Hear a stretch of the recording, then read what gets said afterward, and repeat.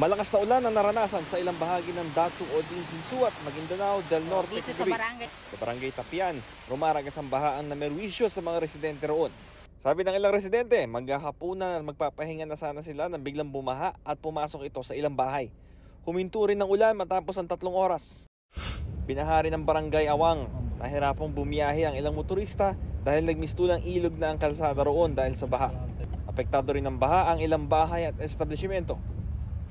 Sa Palimbang, Sultan Kudarat, patay ang isang motorcycle rider matapos mabagsakan ng nabuwal na puno ng nyog sa barangay Badyangon.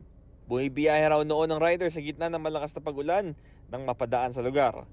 Gumamit ng chainsaw sa puno ang mga rescuer para maialis ang katawan ng rider.